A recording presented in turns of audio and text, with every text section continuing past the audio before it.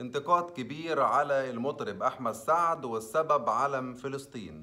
تعال أقول لك إيه اللي حصل. أحمد سعد كان بيعمل حفلة في ألمانيا وكان لابس علم مصر وحط على علم مصر علم فلسطين. الواقعة ديت حصلت من هنا جت انتقادات كبيرة جدا وخاصة من ناقدة يعني اسمها ماجدة خير الله. انتقدت أحمد سعد وقالت عيب عليك لما تحط علم فلسطين فوق علم بلدك اللي هو مصر. وشبهت الأعلام ديت، قالت لو حد أهلاوي ينفع يحط علم الزمالك فوق علم الأهلي ده كانت الناس قطعته.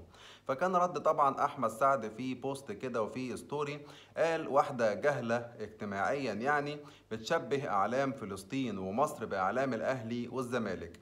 واللي ما تعرفيهوش ان لسه في ناس في فلسطين لغاية دلوقتي بتحارب وعايشين في الشوارع، واحنا ما نملكش غير ان احنا بس ندعمهم بالطرق ديت. انتوا بقى قولوا في كومنتات ايه رأيكم في اللي عمله احمد سعد، وهل ينفع يحط علم فلسطين على علم مصر ولا لأ؟